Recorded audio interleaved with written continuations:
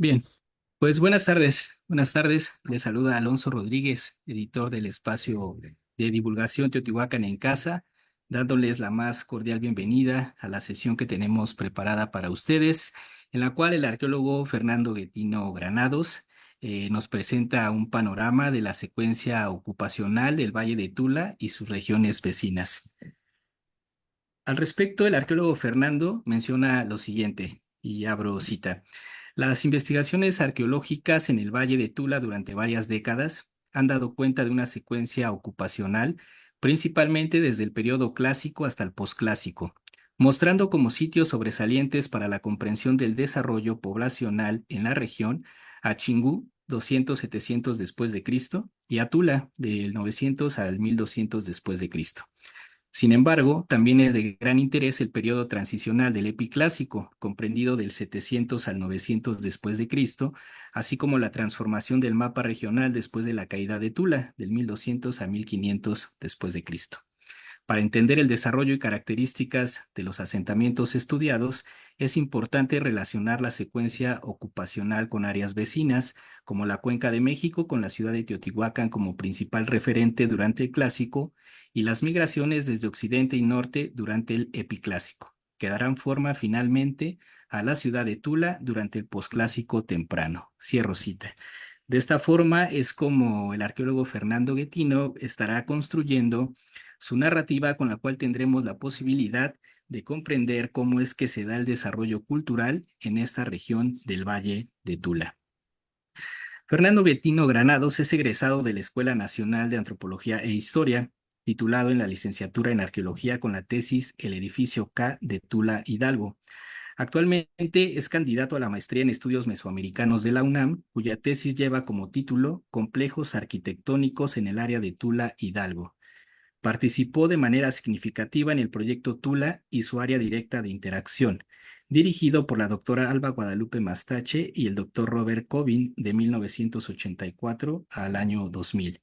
Otros proyectos en los que formó parte son Minas de Obsidiana en Sinapecuaro, Ucario, de la Universidad de Tulane en 1990, con la dirección del doctor Dan Hillen, así como la costa norte de Michoacán, del Instituto de Arqueología de Londres en 1998 y 1999, dirigido por el doctor Roberto Novella.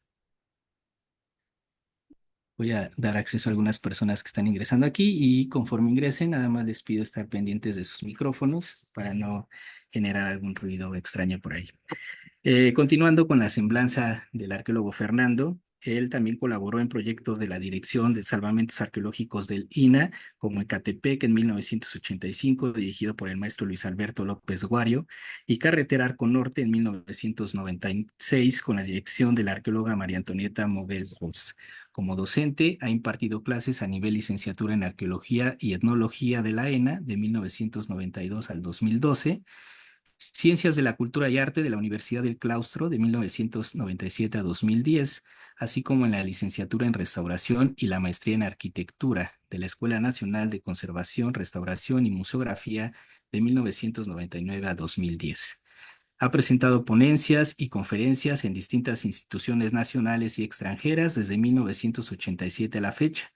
Lo mismo ha publicado artículos en los medios de divulgación nacionales como Arqueología y Arqueología Mexicana del Instituto Nacional de Antropología e Historia, Estudios Mesoamericanos de la UNAM, Participación de la Mujer en la Ciencia de CIO y editoriales extranjeras como en Mesoamérica, Inglaterra y Clio, Brasil.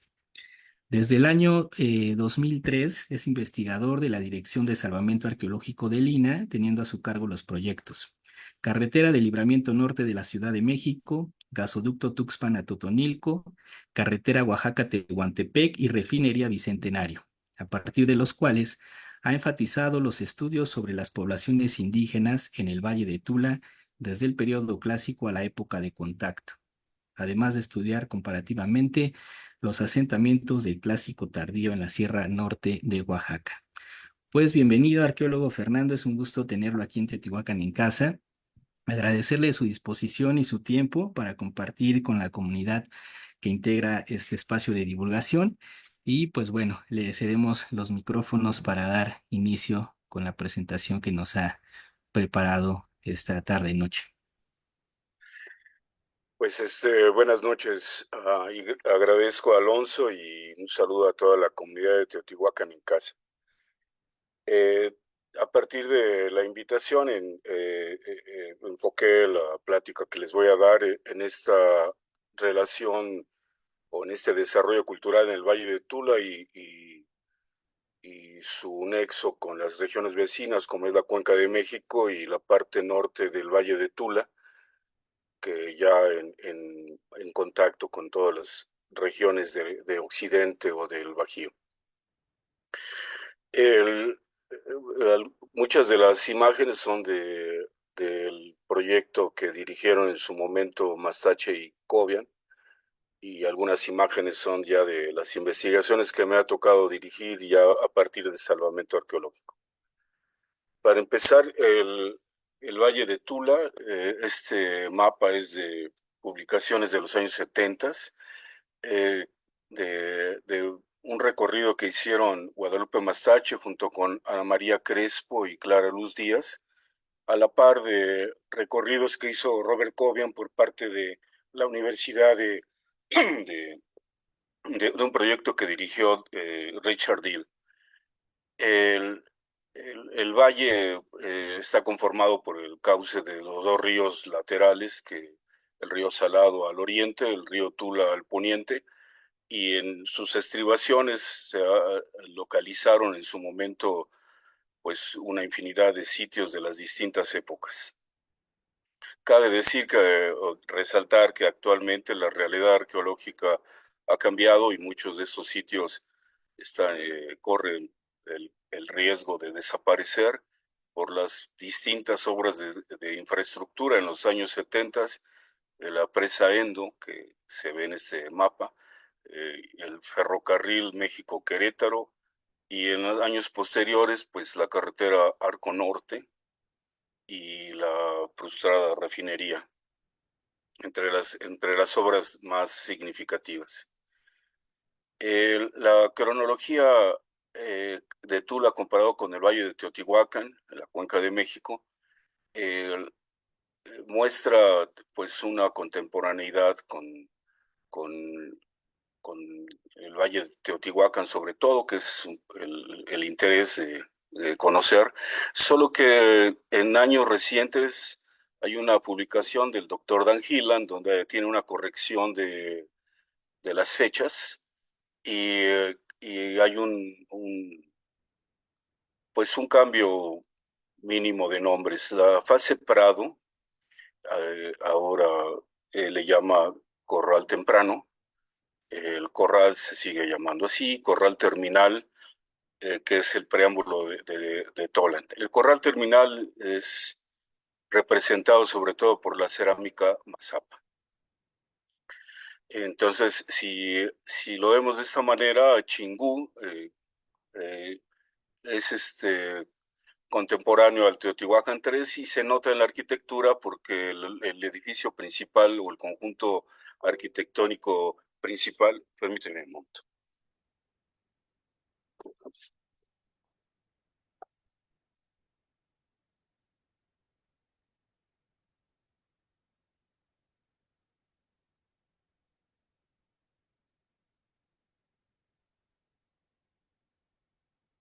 Se me estaba agotando la batería, perdón. Chingú, el conjunto arquitectónico principal de Chingú tiene gran semejanza con el conocido como la Ciudadela en Teotihuacán. Eso nos podría indicar que la época en la que fue fundado Chingú. El estudio de patrón de asentamientos que realizaron las tres investigadoras que mencioné, posteriormente se afinó ya con Cobian, Mastache y Gillan y muestra este mapa de distribución de los sitios del clásico. Los sitios que están ashurados, este que es el más grande, es Chingú, y los que están aquí al poniente cerca del río Tula, aquí es un lugar que se llama Julián Villagrán. Son los sitios importantes o de primer nivel. Todos los sitios que están marcados con círculos son de segunda categoría. Aquí en esta parte, estos dos son estudiados actualmente por la arqueóloga Alicia Bonfil.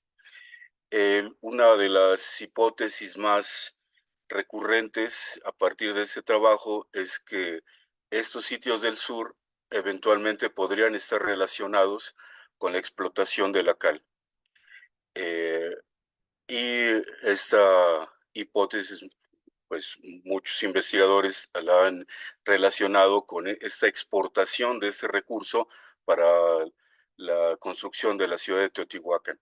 Los yacimientos que están en esta zona, cerca de Atotonilco, marcan que efectivamente estudios que han hecho del análisis de los estucos de Teotihuacán por parte del Laboratorio de Prospección de la UNAM, con el doctor Luis Barba y el doctor Agustín Ortiz, muestran que sí, efectivamente, de aquí es donde pudieron haber extraído la cal. Y ya como parte del proyecto que he dirigido, el maestro Joel Jiménez hizo un estudio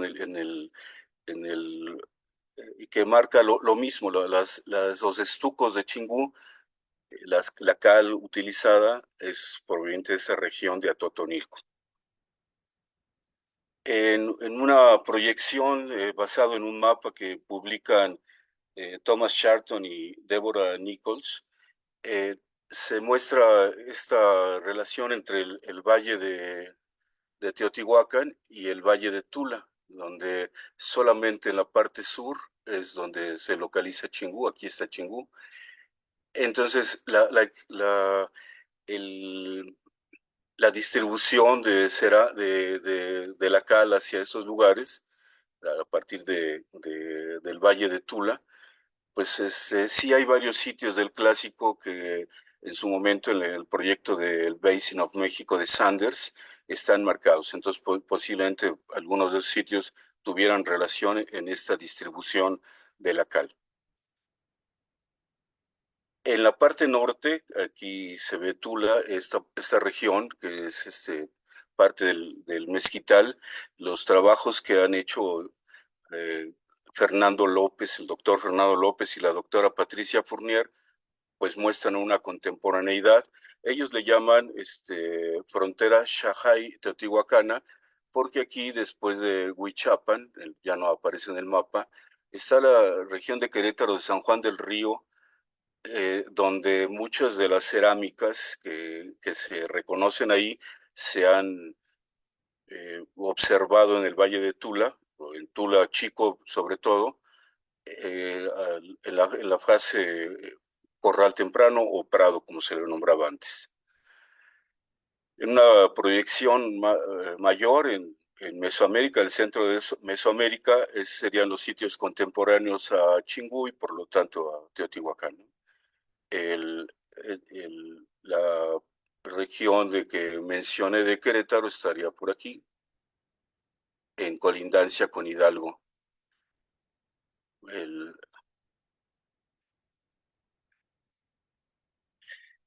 el plano original de Chingú, que realizó Clara Luz Díaz y publicó a inicios de los 80s, muestran estos dos montículos importantes que ella, siguiendo la mención de los pobladores al sitio grande, le llama, perdón, el edificio grande, la campana, y esto sería la campanita.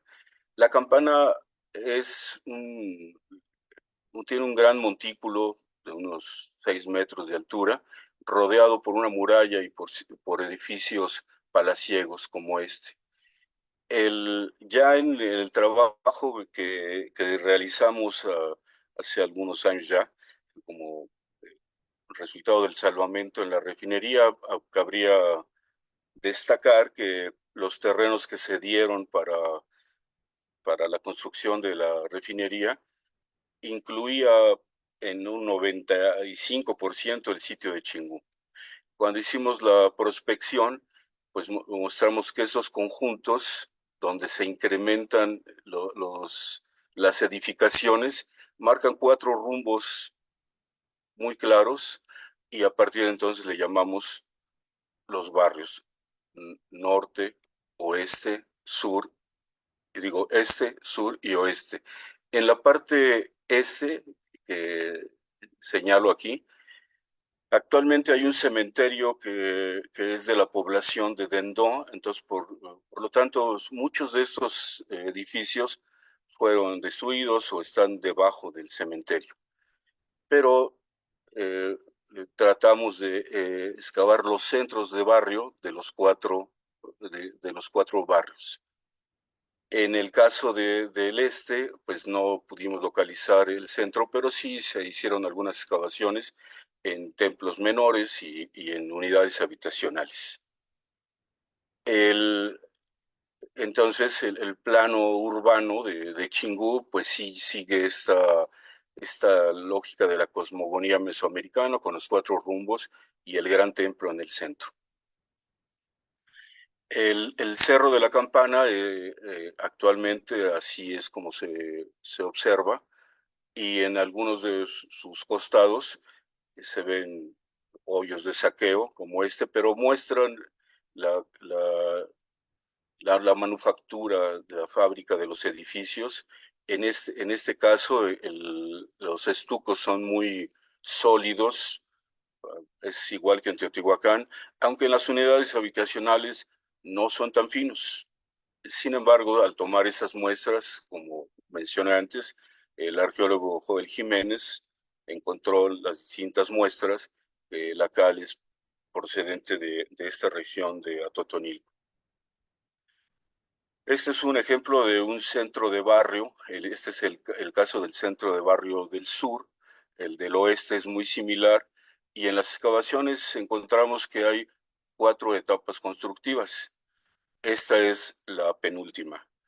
La parte superior, la primera etapa, fue arrasada por la maquinaria agrícola. Allá al fondo se ven estas construcciones. Este es el cementerio que, que es donde se encuentra el centro de barrio del este. El, en estas cuatro etapas, el análisis de cerámica que se ha realizado hasta el momento, se ha analizado pues como un 20% de la cerámica y hasta el momento hay dos cuestiones a destacar. Una, que aunque se reconocieron de acuerdo al libro a la propuesta de Berin Rattray, cerámicas tempranas, la mayoría, el porcentaje abrumador muestra que es entre Tlalmimilolpan y Xolalpan. Pero también algo que no mencioné en los recorridos de superficie de Guadalupe Mastachi y sus colegas, encontraron un incremento bastante significativo de cerámica oaxaqueña, de los tipos de cerámica gris, aunque en Chingú esa proporción, esa muestra no es tan significativa, podría ser menos del 10%, pero bueno, todavía nos falta por analizar gran parte.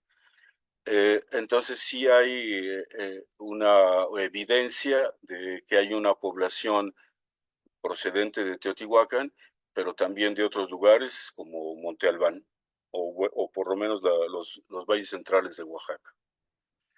Este es un ejemplo de un palacio, el que se ve en el mapa de Clara Luz Díaz, y aprovechamos el momento del salvamento para excavarlo porque además del riesgo de poder ser afectado, ya para cuando llegamos sí había muchas afectaciones por el trazo de un camino, canales menores, pero bueno, pues pudimos rescatar lo más posible. Eso que se ve en la fotografía sería la tercera etapa en los pozos de sondeo que se hicieron hacia el fondo de donde se ve la fotografía. Pudimos reconocer dos etapas previas.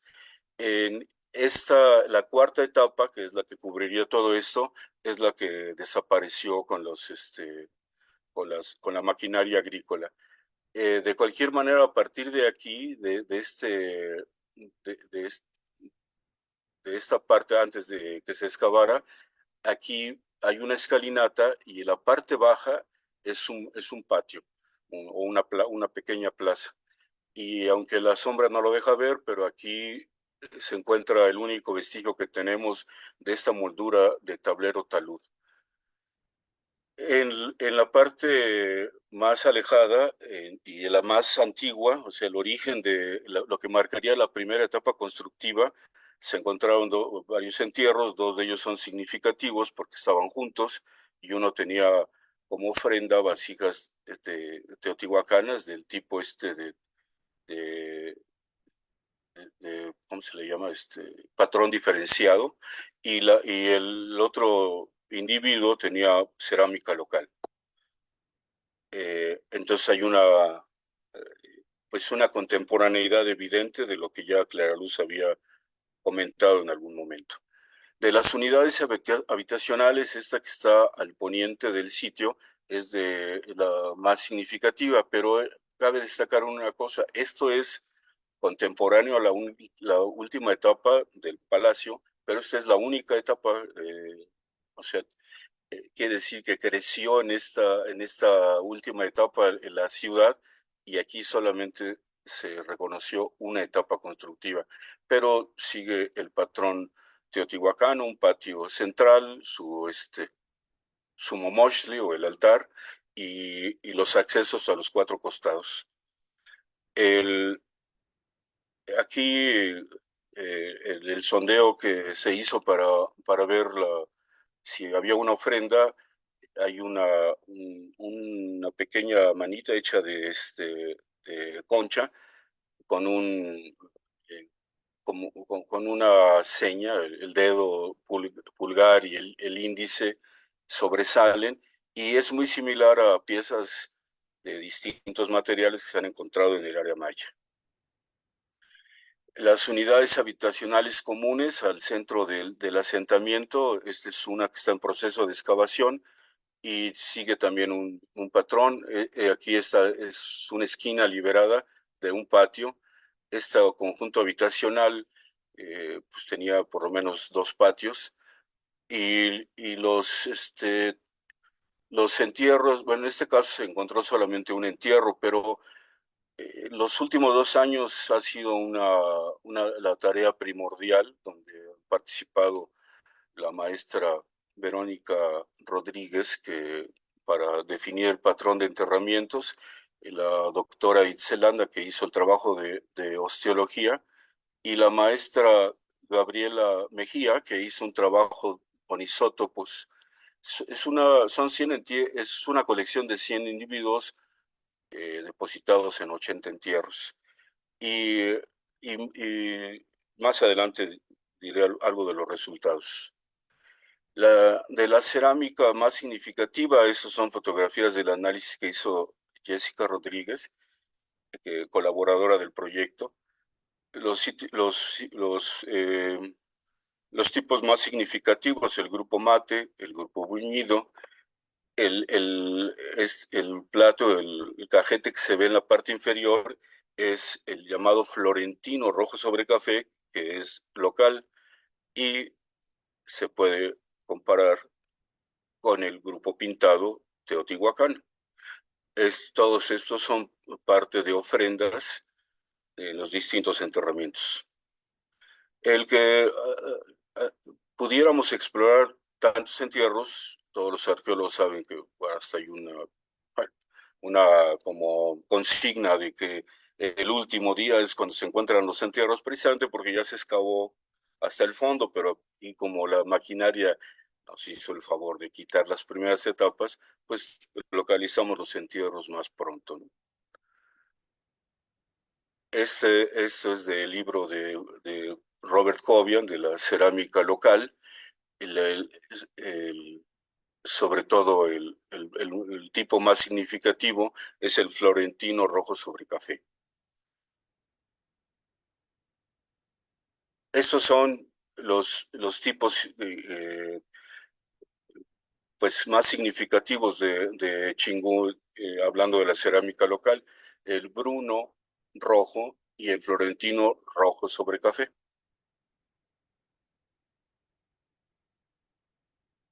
Bueno, aquí ya pasamos al Coyotlaltépetl, bueno, al Epiclásico, pero dos o tres comentarios más de la época del clásico.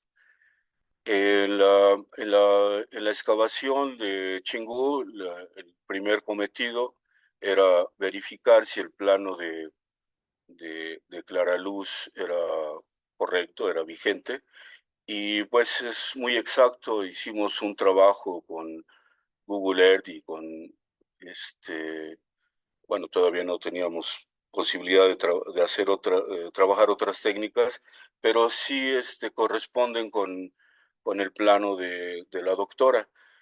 Eh, Muchos de los montículos que ella señala en su plano, pues ya no existen, pero sí está como indicador el incremento de materiales de construcción, eh, y sobre de eso nos basamos. Ya en una segunda temporada se hizo una prospección geofísica y uniendo ambas cosas, el recorrido de superficie, caminado y la prospección geofísica nos dio más certeza para excavar algunas de estas estructuras. En total fueron 35 y los entierros que ya mencioné. Bueno, para el epiclásico cambia el panorama y todo el mismo estudio que hicieron Guadalupe Mastachi y sus colegas muestran como sitios importantes. Aquí es Tula, sería en este caso Tula Chico, y en el Cerro Magoni hay un gran asentamiento que recientemente fue trabajado por un arqueólogo de apellido Anderson.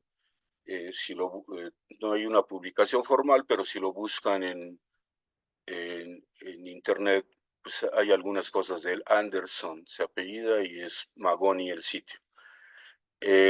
Donde se confluyen los dos ríos, donde se unen los dos, el río Salado y el río Tula, y a partir de aquí ya solo se llama Tula y ya va a desembocar al Golfo de México llamándose Moctezuma. Y todos los sitios ashurados son los sitios importantes. Al oriente, este señalamiento es cerca de la población de Atitalaquia. Entonces, si observan aquí, este, donde está el meandro de este canal, aquí, que es donde está Chingú, pues el Chingú fue abandonado y en su lugar, sobre las estribaciones, hay los asentamientos Coyotlatelco. Este cerro que se encuentra aquí se conoce como La Mesa. Este es un asentamiento que trabajaron Robert Cobian y Guadalupe Mastache, pero en las excavaciones de Chingú encontramos en la parte periférica del sitio construcciones muy similares a las las de la Mesa. Quiere decir que en el proceso de abandono de Chingú, ya en la última fase cerámica, hay una contemporaneidad con el asentamiento epiclásico de la Mesa. De las excavaciones o de los edificios más significativos de la Mesa se encuentra este, que tiene dos grandes habitaciones y un portal con estas pilastras que prefiguran lo que sería ya la característica de Tula, ¿no? Del uso de las columnas. La cerámica que se encuentra aquí fue estudiada por Blanca Martínez, la maestra Blanca Martínez Landa, y, y muestra una relación muy clara con el norte de la cuenca, por Tulancingo. Es como contextos, hay contextos de abandono súbito. De hecho, aquí estas piedras que se muestran en las habitaciones eh, tienen que ver con materiales constructivos o con el proceso de construcción. Son significativas un par de lajas, que posiblemente es donde se hacía la mezcla, ¿no? Para los repellados. Aquí hay, después del portal, aquí se baja y hay a una plataforma o a una terraza de un nivel más bajo. Pero esta arquitectura ortogonal no es la única, también hay arquitectura que es lo más regular en el sitio, habitaciones circulares. Esta que es la más grande del asentamiento, se encontraron estos sitios, estos entierros. El, Estas figurillas que se ven a la parte izquierda son parte de las ofrendas o parte del menaje que acompañaba a los esqueletos. Y pues uno de los objetos más relevantes es uno de esos entierros, uno de los que están aquí en el centro del círculo. Tenía un bifacial bastante grande de obsidiana de, la, de, de las minas de Sinapecuaro Araucareo. Aquí sí cabe aclarar que en el caso de Chingú, en el clásico, la obsidiana que se encuentra en un gran porcentaje es la verde de la Sierra de las Navajas, que pues llegaba seguramente por medio de esa relación con Teotihuacán. Pero en el epiclásico, Cobian y Mastache han documentado que la obsidiana es escasa en los sitios del epiclásico y predominan las herramientas de basalto y riolita. Sin embargo, este bifacial de cerámica gris de Sinapecuaro Araucareo, pues muestra en esta ofrenda la importancia que se le daba a, la, a este tipo de material. El problema bueno, del epiclásico y su indicador, que sería la cerámica Coyotlatelco, se ha discutido desde que Tosser excavó en Azcapotzalco y encontró ese tipo de cerámica rojo sobre vallo, y fue él el que le dio ese nombre. Pero en las distintas regiones, este sería la dinámica del epiclásico. El, Todavía es motivo de conjetura saber si están relacionados o no. Lo que sí se puede saber, o bueno, se puede asentar, es que en la mesa que está por aquí, su complejo cerámico, de acuerdo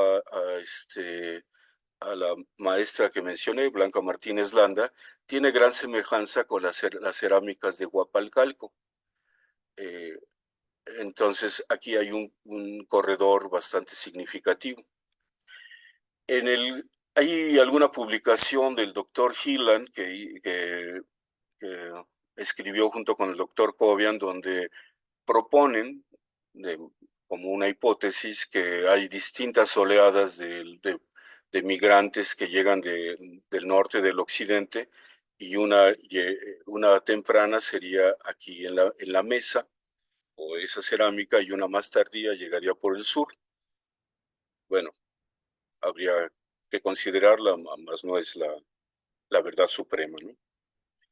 De acuerdo con esto, la Margarita Gagiola, que es la que trabajó en Guapalcalco, propone estas cerámicas a partir de lo que ella encontró, y estas provincias cerámicas, entendiendo provincia no como la provincia de una población, sino donde se han encontrado, donde la tradición coyotlatelco muestra más o menos lo que se mencionó de la parte, el Valle de Tula y hacia la Cuenca de México, pero ella marca una tradición que es café pulido de palillos, que esa cerámica que ella menciona, parte de cerámica se encuentra en la mesa.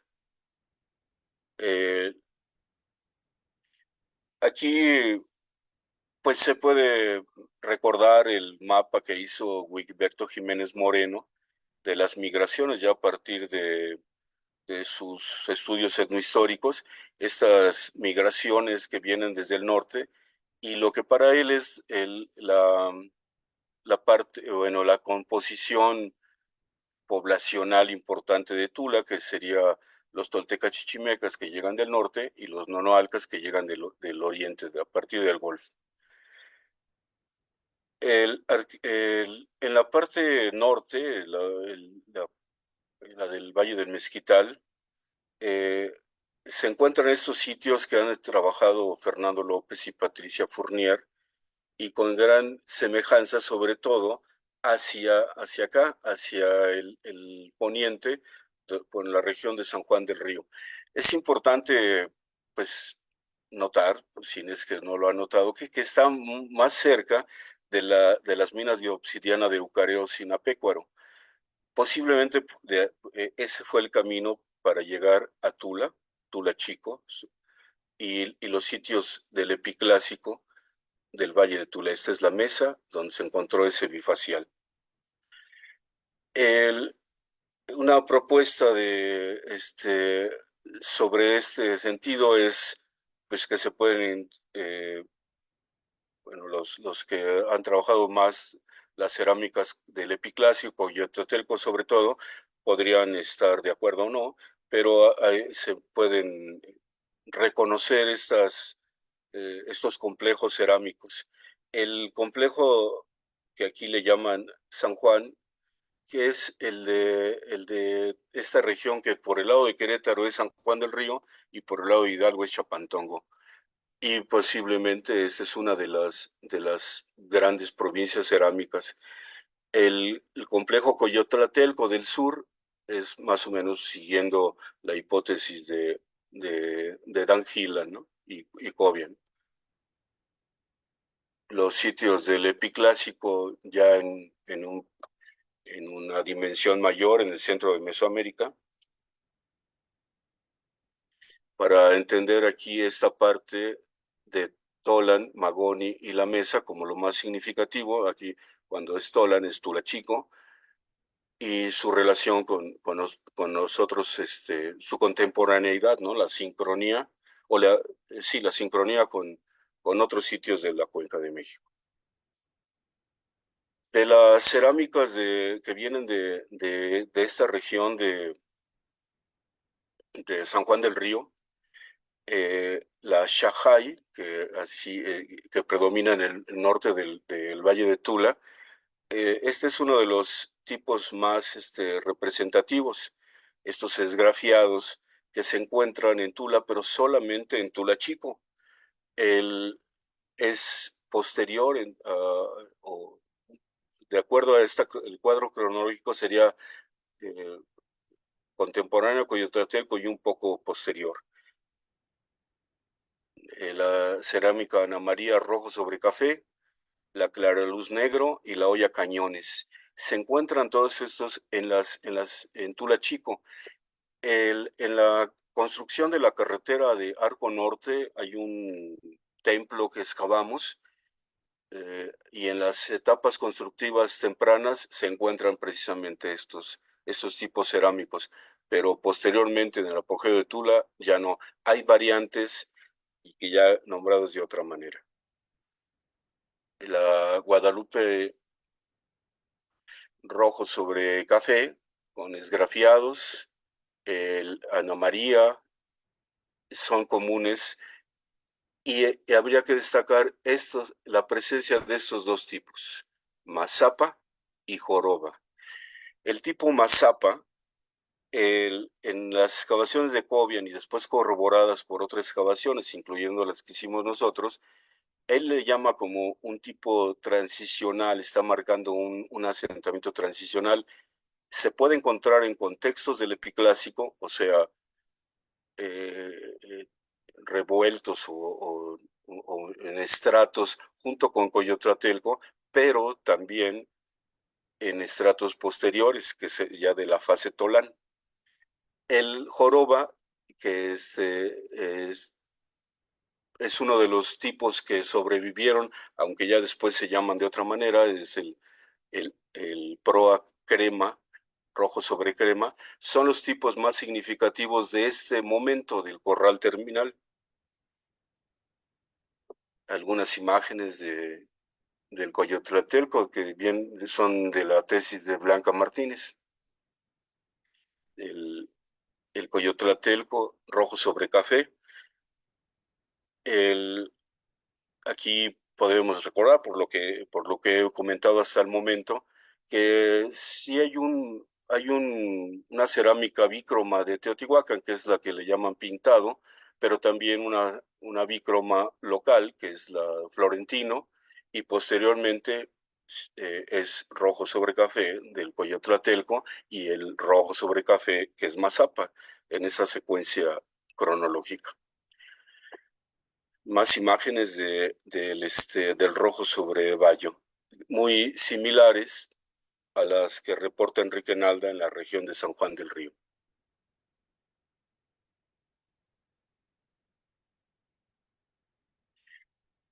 Ahora, en el posclásico temprano, al centro se ve una delimitación en color blanco que es lo que abarcó la ciudad de Tula en su momento y todos los sitios excavados.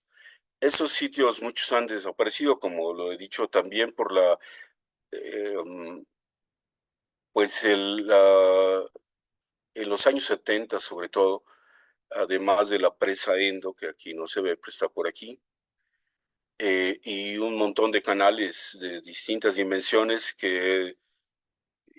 pues desaparecieron muchos de los vestigios. En los años recientes que se han hecho excavaciones de salvamento, se han podido registrar en Tula, pues el arqueólogo Gamboa ha trabajado muchos salvamentos, y en el caso de nosotros, de la Dirección de Salvamento Arqueológico, pues la carretera Arco Norte que pasa justo en la parte norte, pues, de la mancha urbana de Tula. Y se han podido corroborar estas secuencias que he mencionado hasta el momento. En su relación con la Cuenca de México se ve ese incremento en el Valle de Tula pues un despoblado el Valle de Teotihuacán, pero con algunos sitios importantes, como aquí en Azcapotzalco, aquí en la península de Iztapalapa y en esta parte ya cerca de Texcoco. Son sitios significativos del epiclásico, digo del posclásico temprano, perdón. Regresando a la parte norte del Valle de Tula, pues hay un incremento de sitios en Huichapan sobre todo y hacia Ixmiquilpan. Son sitios ya del posclásico temprano. Las personas que han trabajado tanto aquí como en la Cuenca de México en años recientes, sobre todo en salvamentos, eh, observan diferencias en las vajillas cerámicas. Podría decir que hay tres tipos que más adelante los veremos, significativos o constantes en los sitios de esa temporalidad, que son esta tradición naranja, que es el tipo jara, que Acosta cuando excavó Tula le llamó naranja brochazos. La otra tradición que sería el tipo macana, que es rojo sobre café, y la olla soltura. Esos tres tipos son constantes en todos los asentamientos que se han explorado. Los demás pueden ser variantes de tipos toltecas, ¿no? Pero esos tres son los indicadores. Y lo mismo en una proyección ya mesoamericana, esos son los sitios contemporáneos a Tolan, Xicocotitlan. El Tolan Xicocotitlan, por si no lo saben, se le dio ese nombre porque el centro del Valle de Tula se levanta un cerro, un volcán apagado, y se conoce como el Xicuco, que traduciendo al español es algo así como eh, Xicotle se refiere al jicote, y es como un enjambre, porque el volcán está taponado, es como un enjambre de jicotes. Y es pues como que Tolan Xicocotitlan, ya de los etnohistoriadores como Jiménez Moreno, lo ven como la referencia al espacio urbano. El, un vocablo equivalente de este vocablo náhuatl, pero en otomí sería mamení.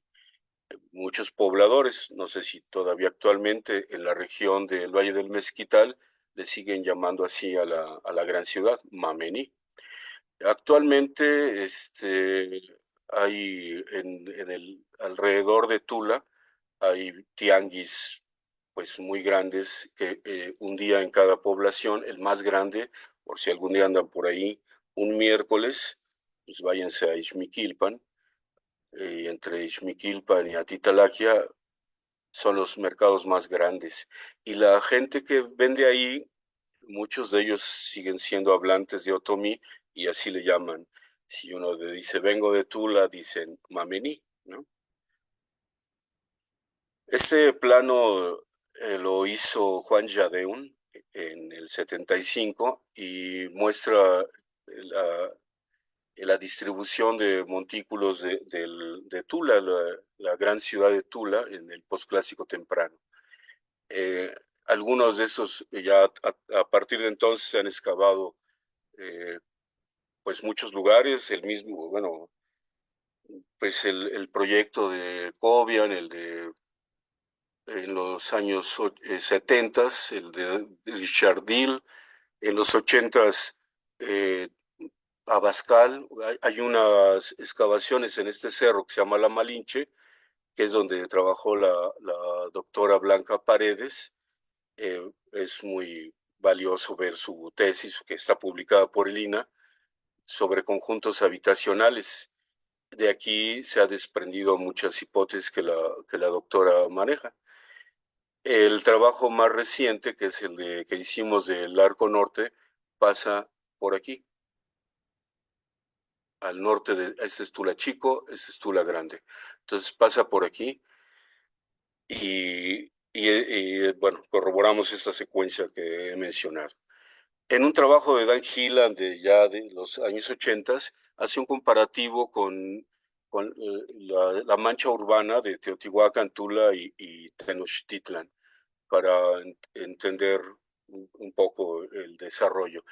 Hay una diferencia, por ejemplo, ustedes que viven en Teotihuacán lo saben, hay una distribución de edificios. Este complejo de la pirámide del Sol, pirámide de la Luna, es sustituido por otra idea, otra concepción, que es donde está la ciudadela. En el caso de Tenochtitlan, pues es el centro y sus cuatro calzadas que conforman cuatro barrios. En el caso de Tula, si bien Tula Chica es el inicio, al final es del epiclásico, hay una contemporaneidad con Tula Grande y hay dos ejes de trazo sobre esta loma y esta distribución que abarca toda esta área.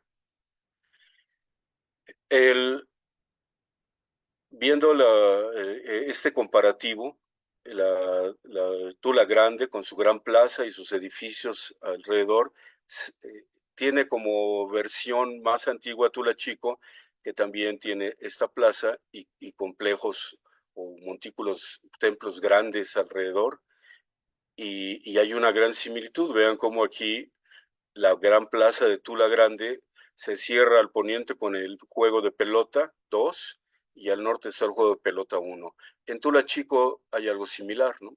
Al poniente hay un juego de pelota y al norte también. Esta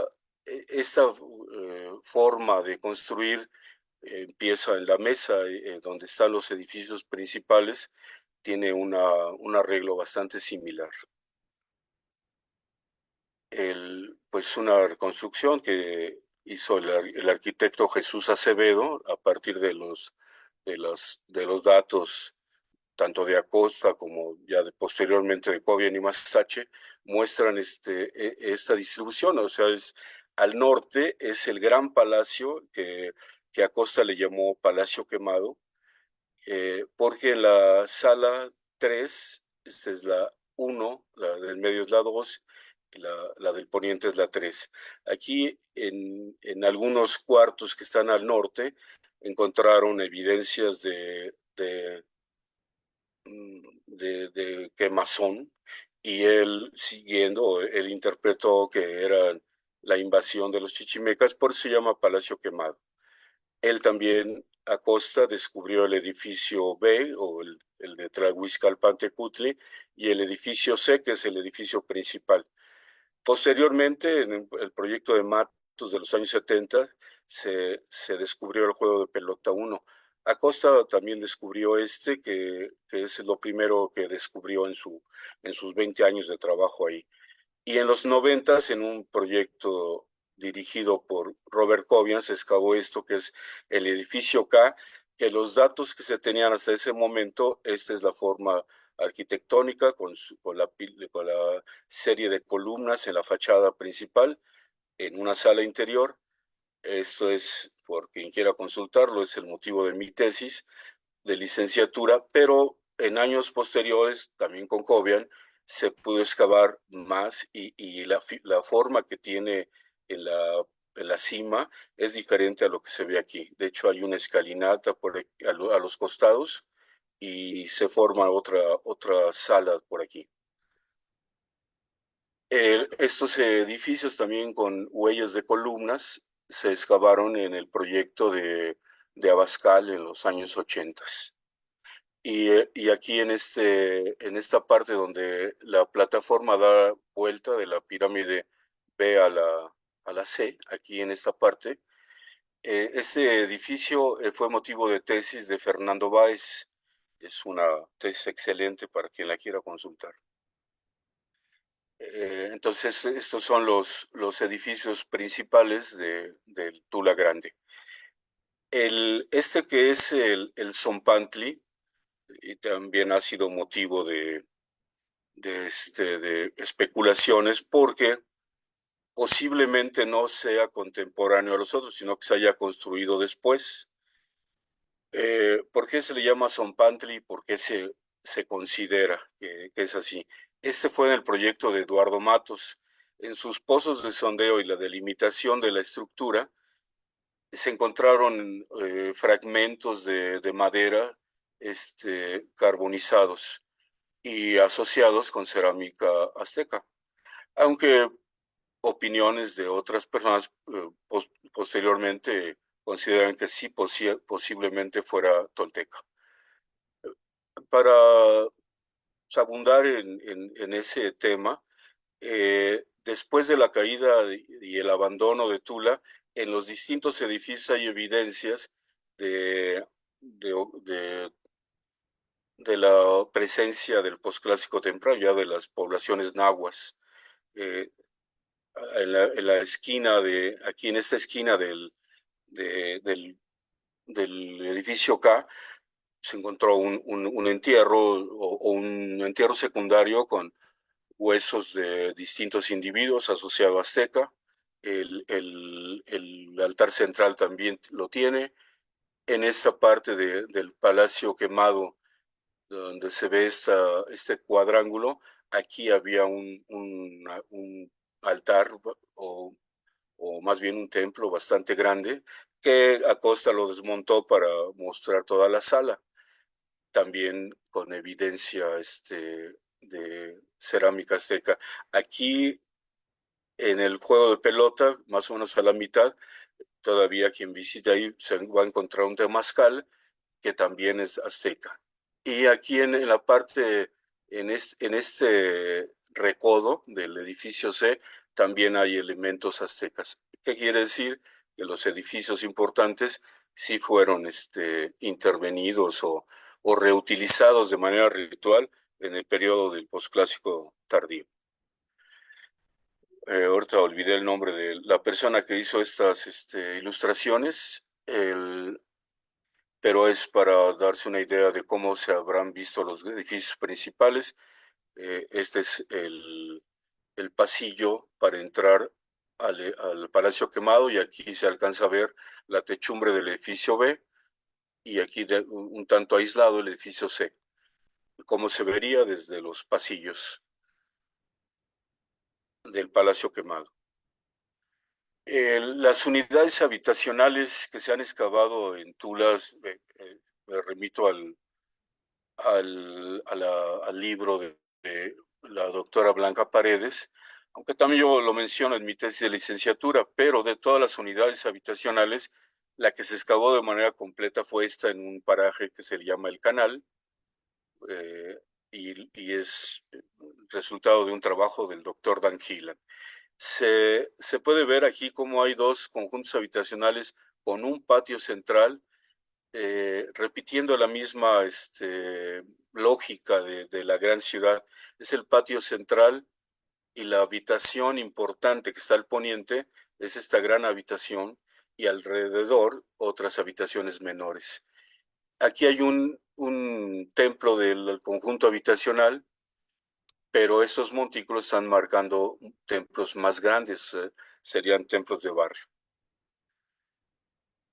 Con respecto a la cerámica, un trabajo que hicimos recientemente es un trabajo de petrografía que realizó el arqueólogo Mario Plácido, y tomamos muestras de tres sitios del Valle de Tula, Tula, Chingú y Ejido Acopulco, eh, que han sido resultado de las excavaciones, bueno, de los proyectos que me han tocado. El, Aquí hay una aportación para el estudio de parte de Tizayuca y de Teotihuacán. La, Estos son las fotografías con microscopio de la cerámica Mazapa y su contemporáneo, que había mencionado antes, que es la cerámica Joroba. La cerámica Joroba se encuentra solamente en estos tres sitios, la muestra que tomamos. Y de acuerdo a la composición, sí es muy similar y se podría conjeturar que fueron realizados los diferentes ejemplares que se tomaron del mismo taller, posiblemente fuera Tula. No pasa lo mismo con la cerámica Mazapa. En las 5 muestras, cada, cada tiesto, su composición petrográfica es totalmente diferente. O sea, en cada lugar eh, fue una manufactura que no tenía nada que ver con los demás. Lo que sí se repite pues, son los diseños, que son bastante similares. ¿Hacia dónde apunta esto? ¿Cuál es la hipótesis? Que la cerámica que llega de Occidente, de la parte próxima, que representada por Joroba, sí hay una homogeneidad en su manufactura, talleres donde se realizó. En Tula, por lo menos, se ha encontrado un taller que excavó la arqueóloga María Elena Suárez. No es lo mismo con la cerámica Mazapa. En el caso de Tula, que son las tres superiores, estos son tiestos de las excavaciones que me ha tocado dirigir, y sí, efectivamente se corrobora lo que Cobian mencionó. Se puede encontrar una contemporaneidad con cerámica Coyotlatelco, pero también con la fase Tolán. O sea, hay una transición donde la cerámica Mazapa es importante, pero de acuerdo a las cronologías, estas son más antiguas que las del Valle de Teotihuacán y sus cercanías como Tizayuca. Pues en este caso sería cuestión de recurrir a otras técnicas para los fechamientos y corroborar si realmente todos son contemporáneos o los de Tula son más antiguos que los del Valle de Teotihuacán.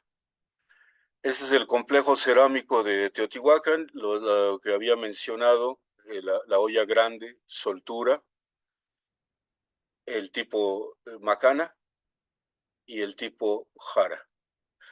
Se encuentran en todos los sitios del posclásico temprano. Todos los demás podrían ser versiones locales, como estos tres braseros, el brasero tipo Tlaloc y estos otros dos, el bordo, que es el blanco levantado. En los trabajos que hicimos comparando las unidades habitacionales de Tula, de Chingú, en la ocupación tolteca, y de Acopulco, encontramos en el complejo de ollas la soltura como la más importante, el blanco de levantado que posiblemente viene de Occidente, y hay otro que aquí no está en el dibujo del Gobian, que es un rojo sobre naranja, que pues, a la hora de excavar, a quien no conoce todavía los complejos cerámicos, hasta parecería azteca, pero son paredes muy gruesas, y eso está muy relacionado con los sitios de la cuenca de México, sobre todo del norte. Eh, el maestro Barradas, bueno, Córdoba, Luis Córdoba, los ha reportado en los sitios del norte de la cuenca. Entonces, en el apogeo de Tula, hablando de ollas, son estas tres grandes ejemplos. La local, la que se desarrolla ahí, que es la soltura, blanco de levantado que viene de Occidente, y este rojo sobre naranja que llega de la cuenca de México. De las figurillas, la más significativa del caso de Tula es la figurilla Mazapa. Esta pues, aparece en muchas publicaciones, no siempre se encuentran de esta manera, son de molde, comparadas con las figurillas teotihuacanas, pues son más discretas, pero en el occidente se han encontrado versiones de la cerámica, digo, de las figurillas Mazapa. No tiene, creo, el nombre nada que ver con la cerámica, o cronológicamente no es, no son contemporáneas. Esto es fase Tolán, y estas figurillas que, que son del occidente. La forma del tocado las identifica, o sea, es muy diferente al tocado de las figurillas toltecas. Eh, ya en el posclásico temprano, pues Tula es la ciudad más importante de Mesoamérica, pero hay asentamientos similares hacia los cuatro rumbos, sobre todo en el occidente, en Nayarit, el sitio de Ixtlán del Río, o en el Chanal en Colima. En el Bajío hay varios sitios menores que conservan estilos arquitectónicos, pero la similitud con Chichén Itzá pues es innegable, ¿no? Eh, el Chichén Itzá también es una controversia de varias décadas de cuál es el más antiguo, como que en alguna época eso interesaba mucho, pero siguiendo la cronología, pues Tula es más antiguo, ¿no? Eh, y Tula tiene como antecedente estos asentamientos del epiclásico, y el antecedente de Chichén, pues es la, la arquitectura Puc, ¿no? Pero, pues, en el momento de compararlos, pues, obviamente Chichén Itzá es espectacular, ¿no? Una de las piezas más significativas que para un comparativo es el llamado Chacmol. Aquí está el Chacmol de Chichén, es de Tlaxcala. Bueno, aquí no hay ninguna imagen del de Tula, pero Clemency Coggins, una investigadora estadounidense, tiene una hipótesis interesante, que más bien el nombre pues, es erróneo, alguien, no creo quién se lo puse, relacionado con el dios Chac, pero más bien representa a un guerrero sacrificado. En el caso de Tula, en su brazo izquierdo tiene un tecpatl similar al de los atlantes, que puede mostrarla relacionarlo con el sacrificio.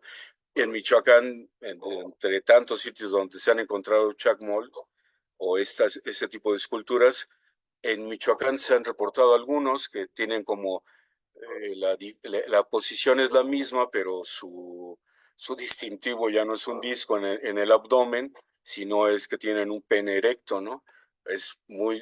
Debe tener otra connotación, ¿no? Pero de las piezas más sobresalientes, pues está las de turquesa, los discos de turquesa, que en este caso este es de Chichén Itzá, pero la turquesa posiblemente llega de Zacatecas. Las piezas de concha, como la famosa coraza que excavó la maestra Elba Estrada, Y, pero en alguna publicación que presenté en la UNAM, eh, siguiendo pues, la similitud con piezas de textiles que se encontraron en el Valle de Puebla, Tlaxcala, se le llama Xicol y posiblemente sea su nombre correcto. La otra es la cerámica plummet, que es un marcador ineludible del posclásico temprano. Eh, Al parecer, el origen de esta cerámica es aquí, entre Chiapas y Guatemala, pero se encuentra su distribución en todos lados. En Tula hay depósitos con esa cerámica, ¿no? Es cerámica foránea. El plumbate podría ser equivalente al anaranjado delgado de Teotihuacán, se origina aquí en la Mixteca entre Puebla y Oaxaca y llega a Teotihuacán. Así el plumbate llega por todos lados. Se puede encontrar plumbate hasta en estas partes del occidente. Eh, no tengo fotografías de obsidiana, pero con este plano podría decirse varias cosas. Es un trabajo de Robert Cobian, que tomó muestras de todos los yacimientos de obsidiana registrados en el país, y en este plano se encuentra Tula al centro, y, y vemos aquí que al oriente está este complejo de yacimientos. El más importante es el de la Sierra de las Navajas, pero al poniente está el de Ucareo Sinapecuaro. También hay otros, como el de Simáparo, no lo veo aquí, pero bueno, en términos generales se puede decir esto. En el Valle de Tula, durante el Clásico, en Chingú, más del 90% de la obsidiana es la verde de Pachuca, y también hay cerámica gris, pero ya de esta parte de entre Puebla y Veracruz, el Paredón y cercanos al volcán ¿cómo se llama? Del, bueno, perdón, olvidé ahorita.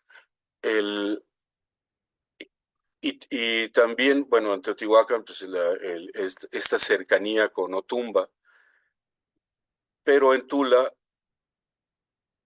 perdón, en el epiclásico, como les decía, en el Valle de Tula hay una escasez de obsidiana, salvo esos ejemplos como el de la ofrenda de la mesa, que es la gris de Sinapecuaro Ucareo. Pero todo el norte de Tula, donde trabajaron Fernando López y Patricia Fournier, sí tienen esa misma obsidiana de este lugar. Durante el apogeo de Tula, en todas las excavaciones se puede mencionar que es 50-50, ¿no? Hay la verde de Pachuca y la gris de Sinapecuaro Ucareo.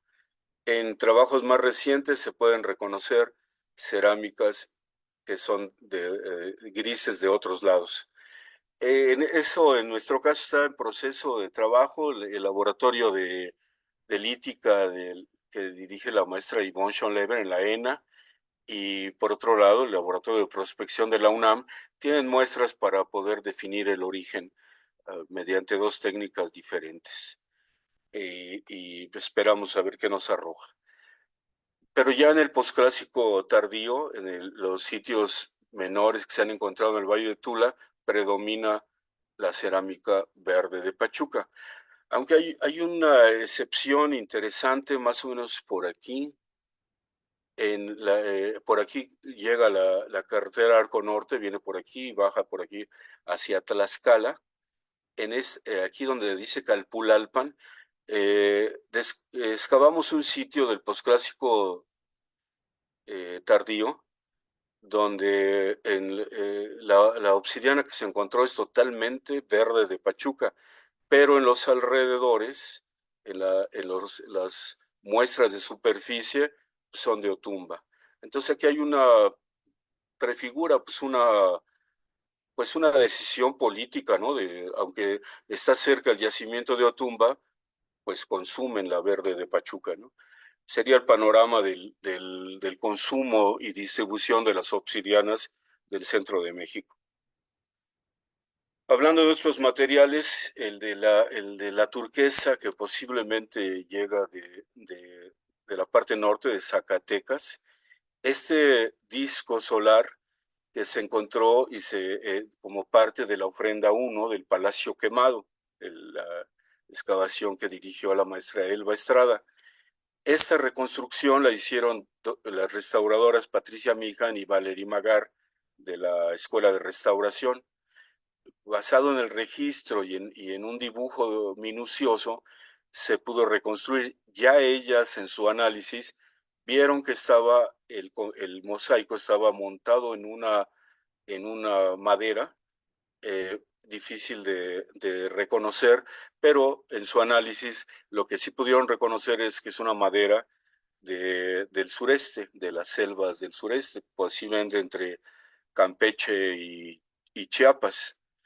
El, el disco central es de pirita y los mosaicos de turquesa, con aplicaciones de estas que son de pirita, y ellas reconstruyeron la forma a partir de los indicios, me parece que fue de esta, y al parecer es la cara o la cabeza de una Xiuhcoatl. Y todos los rayos son de pirita también, y ya es pirita nueva porque se degradó cuando ellas lo estaban estudiando, ¿no? Hay un artículo que hice con el compañero Javier Figueroa, donde explicamos un poco o nuestra propuesta de lo que simboliza.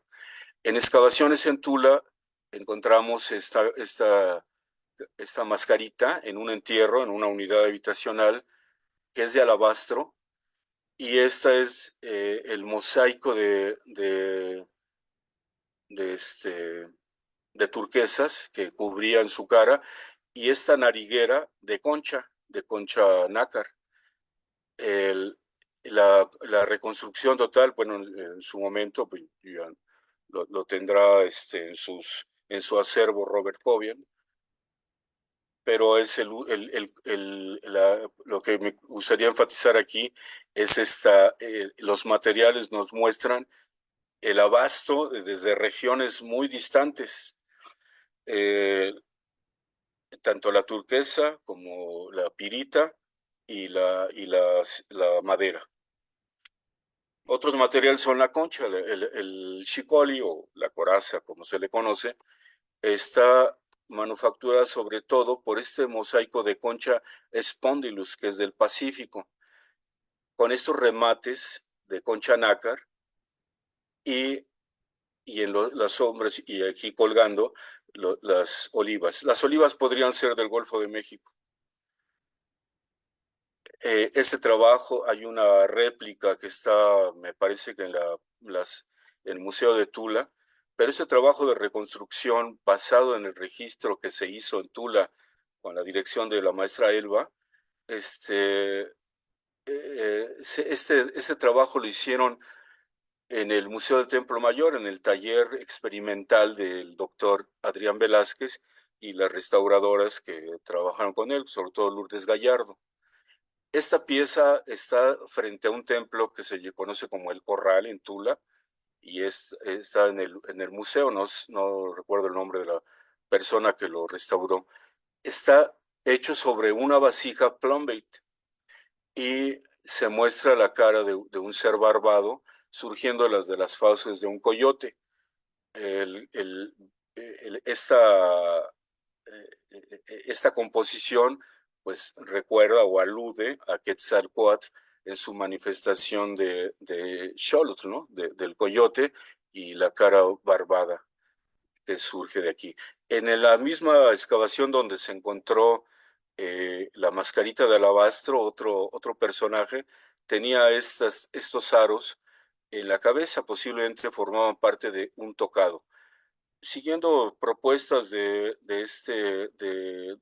doctor López Austin, es muy probable que esté relacionado con Quetzalcóatl. Él argumenta que posiblemente esos aros en los tocados sean una alusión a Quetzalcóatl.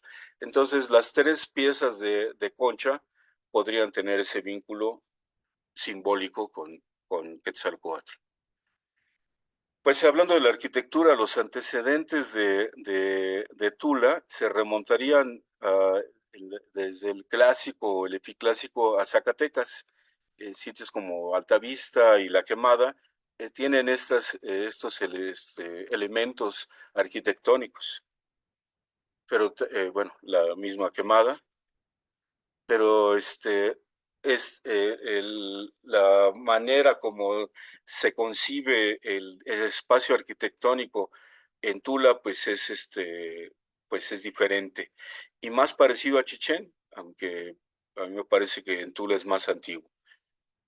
Los atlantes están colocados de esa manera, pero así los colocó a costa, los encontró derrumbados en la parte norte y el momento de reconstruir, él los subió y los mostró o los colocó de esta manera.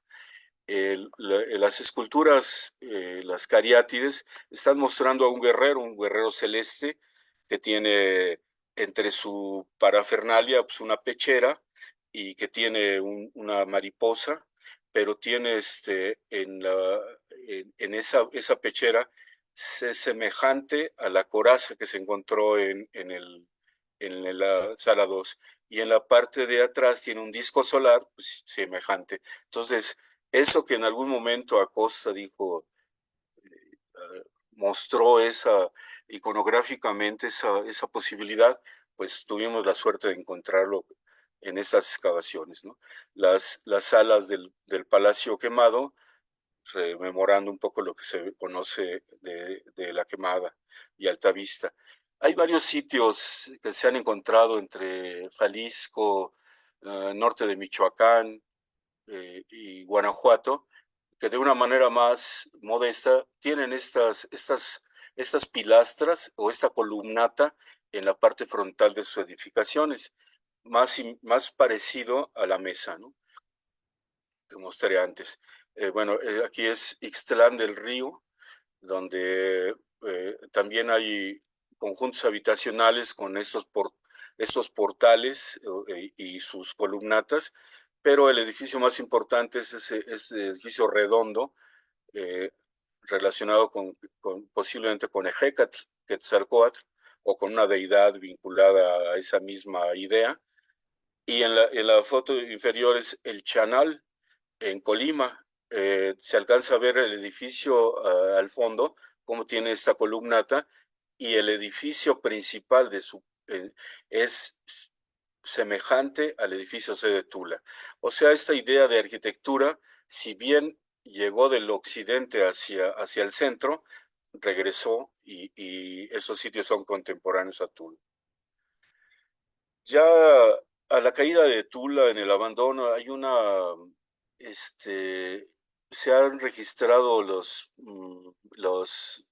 la evidencias del posclásico tardío y en mi opinión pues, son 4 etapas, ¿no? Lo que se conoce como Azteca 2, que en Tula se le llama la fase fuego.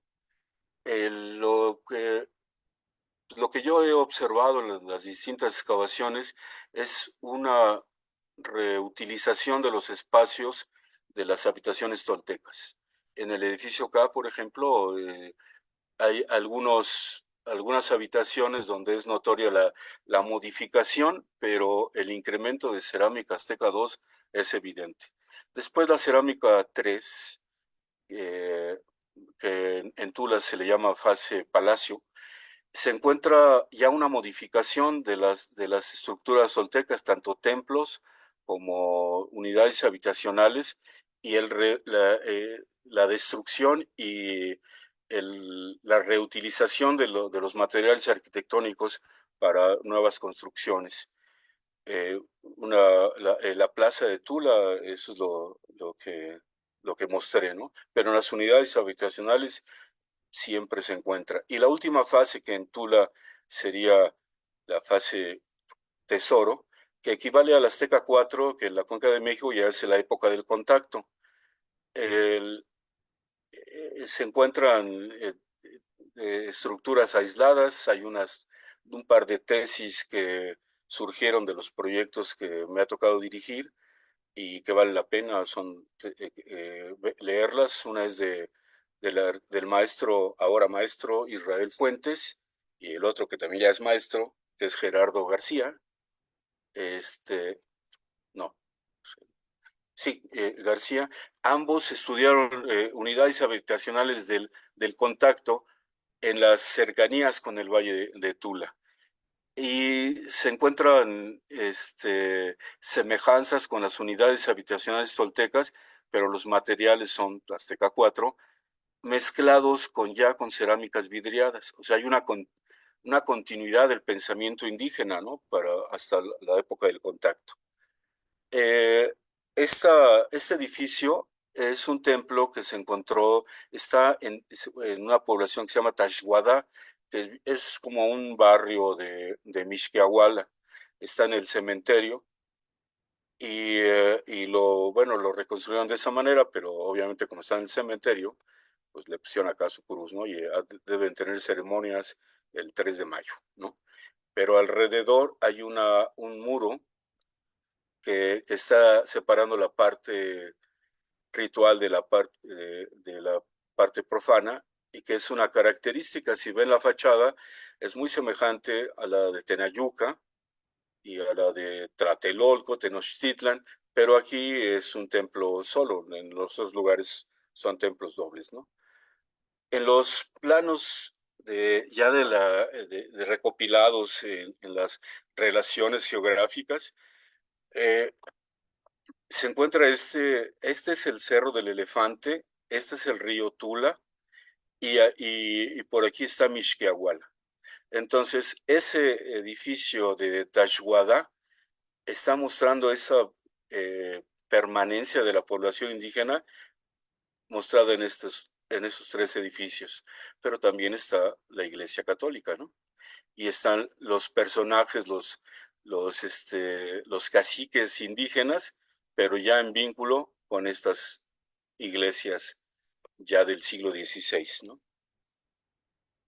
Y en el libro de Gibson, ya de su trabajo acerca de las poblaciones indígenas en el, en el centro bueno, en el centro de México, pues señala a partir de sus estudios estas provincias donde Tula estaría vinculado a esos lugares. Si ya culminando con este mapa, vemos como en el caso del clásico, este valle de Tula o esta parte de Tula es donde se concentraban estas poblaciones del clásico que tenían una alianza o un vínculo con Teotihuacán. En el epiclásico, alrededor de Tula y en esta parte de Chapantongo, pues se incrementan hacia esta parte, Huichapan, y en su colindancia con Querétaro, hay una línea que muy marcada de esas poblaciones del epiclásico que llegan aquí.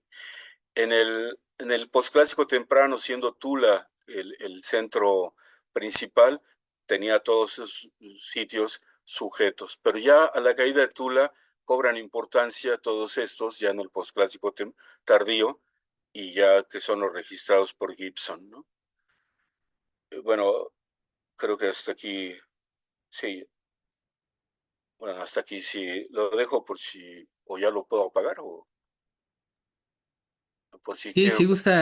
si gusta puede ya dejar de compartir y si requerimos a lo mejor mostrar alguna diapositiva de acuerdo a las preguntas que puedan surgir del público, pues ya podemos compartirla nuevamente. Y pues muchas gracias, arqueólogo, por esta presentación que pues nos ha permitido, como lo comentábamos al inicio, tener un panorama amplio sobre el Valle de Tula y sus regiones vecinas y principalmente pues entender algunas de las interacciones que se estuvieron desarrollando desde el clásico, epiclásico y posclásico, ¿no? Que eso es muy interesante. Y bueno, antes de que formule una pregunta, vamos a dar paso a las preguntas del público, ¿no? Que nos acompañan amablemente y que agradecemos el que estén aquí presentes. También le hago llegar algunos saludos a Alan Suárez, una investigación muy interesante. Un saludo al ponente desde Tula, se le tiene alta estima.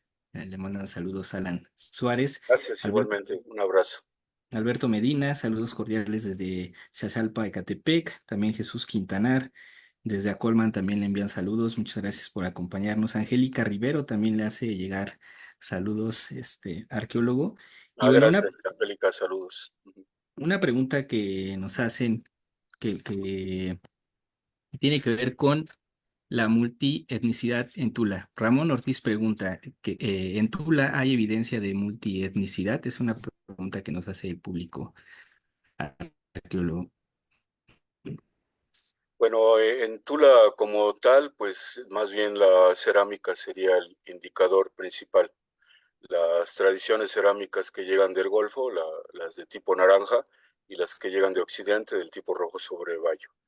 Hasta ahorita no sé que alguien haya estudiado los esqueletos para ver su procedencia, pero sí en Chingú.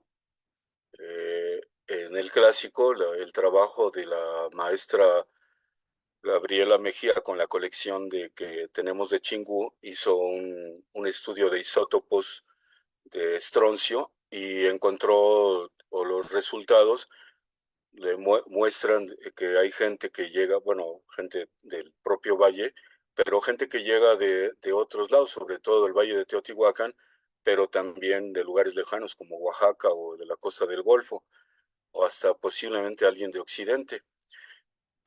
Si eso sucedía en el clásico, pues es posible que también en el posclásico hubiera esa multietnicidad, ¿no?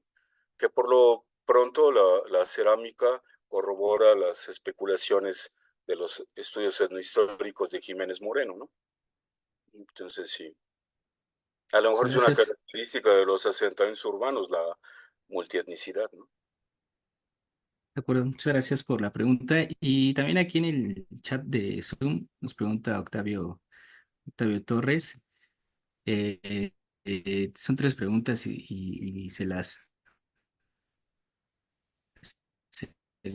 menciono, arqueólogo. Al construirse esas poblaciones Atula Chico, es una de las preguntas que menciona Octavio y tiene otra, pero si gusta dar respuesta a esta primera. ¿Me la repites que separó el...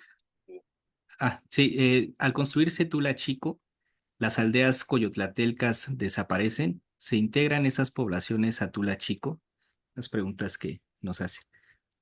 Bueno, arqueológicamente sí se ve un contraste después de un abandono.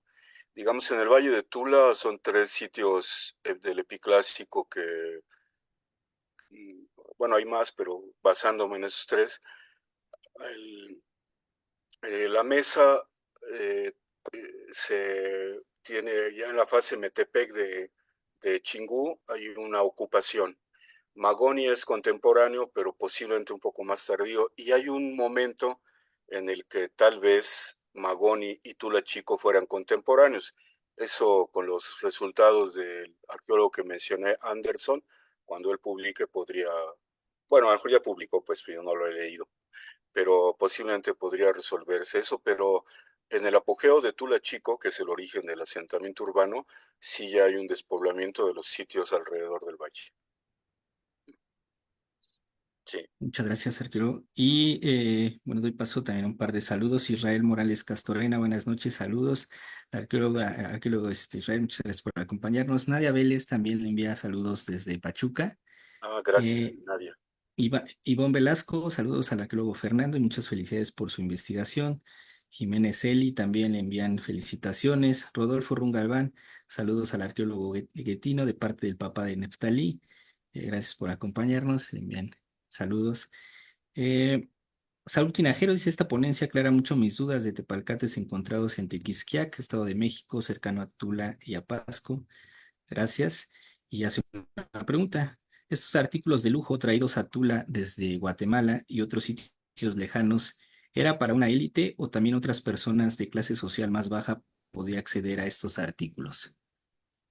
En el caso de la cerámica Plumbate se han encontrado unidades habitacionales, o sea, era todo el mundo accedía a ellos.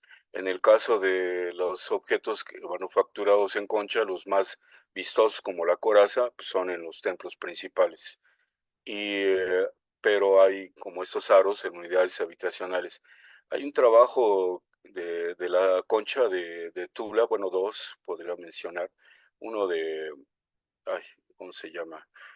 Que trabaja en el taller de Adrián Velázquez, o, bueno, ahorita recordaré el nombre, que pues es con las muestras que ella analizó, pues eh, destaca que posiblemente no llegaban las piezas completas necesariamente, sino había talleres. En el caso de Chingú, las maestras Adriana Castillo y Shiat Páez, eh, que analizaron la cerámica la concha de Chingú, muestran el uso de de este material procedente de todas las costas y se encuentran sobre todo en unidades habitacionales. O sea, sí era son materiales de uso generalizado, pues. Ujú. De acuerdo, muchas gracias y gracias a Saúl por acompañarnos. Eh, Víctor Santillán, buenas noches al ponente arqueólogo Fernando Bettino, a Teotihuacán en casa y a todos los compañeros de este chat desde San Sebastián Xolalpan, Teotihuacán. Ramón Ortiz, que ya leímos su pregunta y nos envía saludos desde Guanalán, también desde Guatinchán, Puebla. Gerardo Hernández, Ángels Medina, buenas noches, gracias por la conferencia. El doctor Andrew Somerville también envía saludos desde Iowa. Y yo quisiera hacerle una pregunta a este arqueólogo que tiene que ver con Chingú y lo que mencionaba de estos estudios que evidencian como estudios socios que evidencian presencia de un grupo local, pero también en un entierro con presencia de gente de Teotihuacán, ¿no? Del Valle de Teotihuacán. Y en ese sentido, ¿quién es el grupo local en Chingú? ¿Quiénes serían como ese grupo que está interactuando con Teotihuacán en el clásico y que está figurando en ese sitio de Chingú? ¿Se tiene como ubicado qué grupo es el que está ahí? Bueno, el grupo étnico es difícil, ¿no? Se podría especular que son otomís, pero no hay los, los el nombrar estas etnias, pues ya es a partir de de las fuentes escritas ya del posclásico tardío, ¿no? Entonces, el decir que hubiera otomís, pues sería pues aventurado. Lo que sí se puede decir a partir de la, del trabajo de la maestra Gabriela, sí puedo mencionar que hay por lo menos tres hipótesis que hasta la fecha son recurrentes. Una que retoma la doctora Linda Manzanilla, que Chingú sería como una colonia teotihuacana. Eh, eh, Hay otros textos como el del doctor Marcus Winter de Oaxaca que considera que estos sitios del clásico en el valle tienen un predominio de zapotecos. Y, y el doctor Peter Jiménez de Zacatecas menciona que Chingú es de donde partieron para poblar el occidente. Entonces, en las tres hipótesis se podría, o se entiende que Chingú es como algo secundario y a partir de la cerámica que se analizó con lo que el grupo de personas que analizaron, como olvidé mencionar a la doctora Angélica que mandó saludos, a la arqueóloga Jessica, pero sobre todo el trabajo que se hizo con la arqueóloga Claudia López de ahí de Teotihuacán, se marca muy claro que hay una cerámica local, una tradición local y cerámica foránea. Y junto con eso, por ejemplo, cerámicas teotihuacanas muy claras, algunas que las mostré, pero también pues algunas imitaciones teotihuacanas o zapotecas hechas ahí, con, con arcillas de ahí del Valle de Tula. Esto se corrobora con los estudios de Gabriela Mejía, donde pues es evidente que hay gente de acuerdo a su análisis de isótopos de estroncio, que hay gente que nació y murió en el Valle de Tula, pero también hay gente que nació en el Valle de Teotihuacán y se fue y murió en Tula. Entonces hay un aspecto cosmopolita que hace muestra que Chingú era una ciudad pues de gran relevancia, ¿no? Y también dentro del estudio de Gabriela, bueno, perdón que la llame así de tú, es gente que viene de otros lados, como en la costa del Golfo, en menor proporción, pero de la costa del Golfo y de los valles de Oaxaca. Sí, no sé si Interesante. Sí, y y en cuanto a cronología, Chingu, bueno, porque nos mencionaba al inicio que tenía como cierta similitud con una estructura como en el caso de la Ciudadela, ¿no? De Teotihuacán. Algunas estructuras, ¿eso señalaría como que se inicia, cronológicamente inicia en ese periodo o esto es más antiguo? Chingu. pues hemos analizado, no llegamos ni al 20%, pero lo que llevamos hasta ahorita, eh, el, el porcentaje entre Tlamimilolpan y Xolalpan es muy claro. El que haya cerámicas Zacuali o más antiguas no es del todo seguro. Posiblemente hay una ocupación Metepec, las evidencias son menores, pero también es la parte más destruida. Entonces, falta analizar todavía para llegar a una conclusión en ese sentido, ¿no? Pero sí corresponderían con la erección de la ciudadela, ¿no? Si consideramos que hay una primera etapa cuando, eh, bueno, si no recuerdo mal, si lo digo mal me corrigen, hacia el norte Ostoyohualco, me parece. Después hay una segunda etapa cuando se construyen las pirámides del Sol y la Luna. Hay una tercera que es la ciudadela, a esa correspondería. Ujú. Bien, pues muchas gracias por su respuesta, arqueólogo. José Roberto Barajas, saludos al arqueólogo Fernando. Gracias, Roberto. También el arqueólogo Gamboa dice, llegué tarde, pero también le envía saludos. Ah, pues un abrazo, Gamboa. Y Olga Roca, saludos cordiales. Gaya Yolotl, saludos. Y hay un comentario que nos hacen aquí, voy a leerlo, nos hace Walker Brown. Y dice así, Historia de la nación chichimeca de don Fernando de Alba Islizochi. Dice, en esta cuarta edad llegó la nación tolteca a esta tierra de Anáhuac, que hoy se llama Nueva España. Según sus historias, fueron desterrados de su patria y después de haber navegado por las costas de varias tierras hasta las costas del Mar del Sur, del Océano Pacífico, de lo que hoy es California, llegaron a un mar que llamaron Huitlapalan, que ahora se conoce como Mar de Cortés, llamado así porque apareció colorado en el año que llaman Setecpatl, no, no, pedernal, que fue el año. Habiendo navegado por la costa de la tierra de Jalisco y toda la costa del sur, llegaron al puerto de Huatulco, y estos toltecas eran muy hábiles en todas las artes mecánicas. Construyeron grandes y notables ciudades, incluyendo Tolan, Teotihuacán, Chololan, Tolancingo y muchas otras. Eh, Vestían túnicas largas al estilo de los mantos que usan los japoneses, usaban sandalias como calzado y no eran grandes guerreros, pero estaban muy dedicados al buen gobierno público. Lo que pregunta Walker respecto a esta que nos comparte, si tiene alguna idea de dónde en el norte de la costa del Pacífico de California vinieron originalmente los tolteca, es lo que nos pregunta Walker Brown, haciendo referencia a estas Bueno, ya son crónicas. terrenos,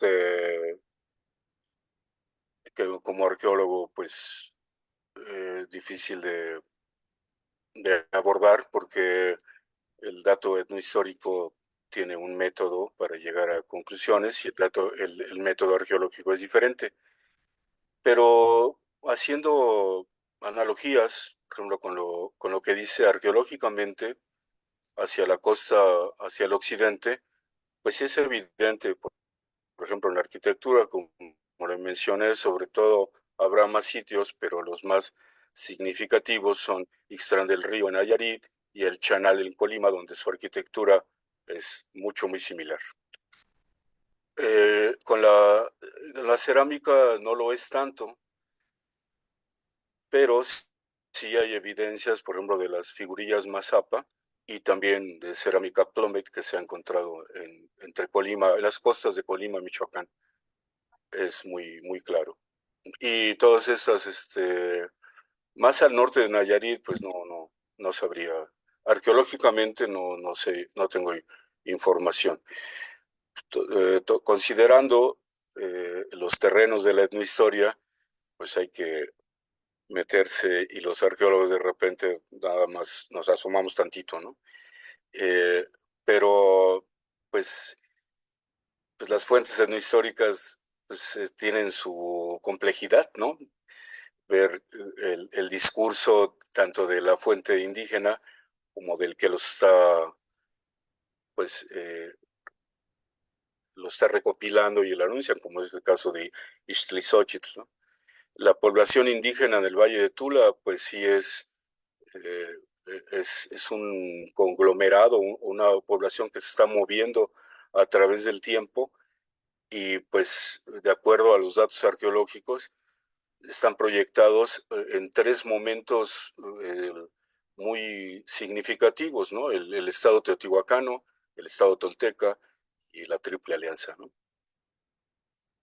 Pues muchas gracias por la respuesta y sí entendemos, pues sí, como bien mencionas, son dos formas distintas de abordar el estudio, pero pues gracias de todas formas por el planteamiento que nos comparte arqueólogo.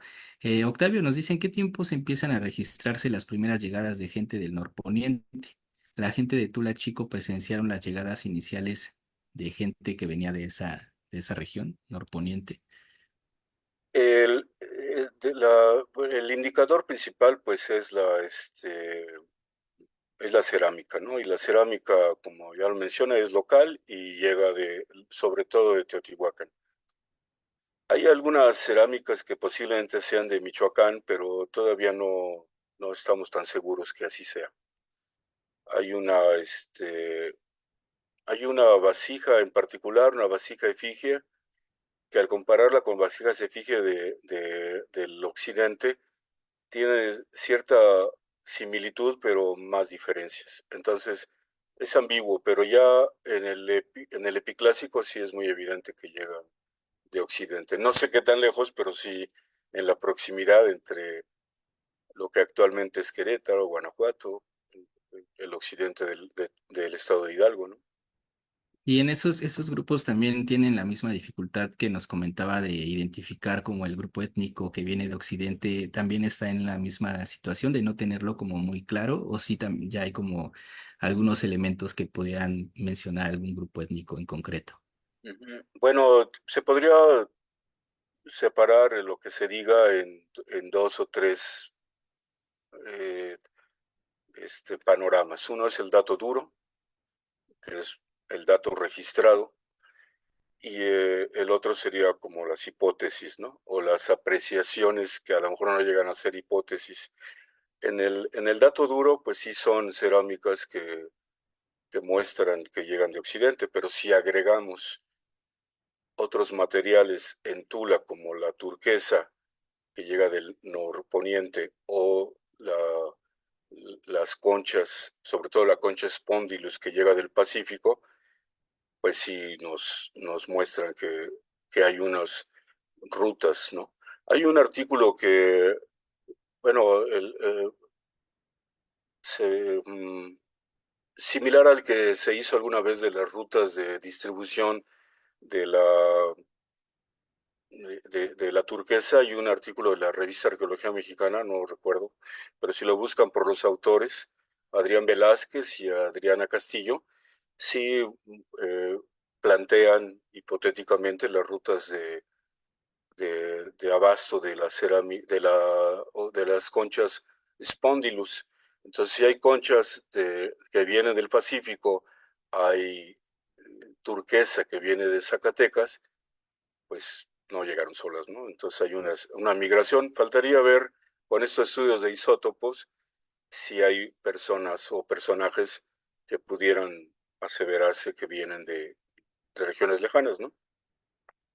Sí. Vale mucho la pena leer la tesis de Blanca Mejía Appel, porque para entender cuál es el procedimiento de los estudios isótopos de estroncio, que se refiere a la cantidad de agua que tiene el cuerpo humano cuando se es niño y cuando se es adulto. Entonces, si hay una repetición, pues la persona nunca se movió del lugar, pero en cambio, si hay diferencia como ella lo encontró, pues hay gente que nació en el Valle de Teotihuacán, evidentemente, ¿no? Sí. Es muy interesante. Y sí, de repente nos quedamos como con esa eh, pues, de saber los grupos, ¿verdad? Pero también se entiende que es difícil. Entonces, será interesante que con el paso del tiempo, en algún momento, y a partir del dato duro, del dato arqueológico, se puedan ir como teniendo estas apreciaciones sobre los grupos étnicos. Ujú. Sí. Bien, pues tenemos la arqueóloga Ángeles Medina pregunta si tiene alguna publicación eh, sobre lo que hoy ha compartido. Dice Fernando, ¿tienes algo publicado sobre lo que nos presentaste hoy? Saludos y gracias por la ponencia, Ángeles Medina.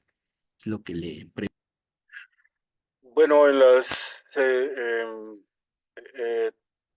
no en totalidad lo que acabo de exponerles, pero sí tengo algunas publicaciones en arqueología, en la revista Arqueología, Arqueología Mexicana, y algunas, sobre todo refiriéndose a Chingú, que se encuentran en academia.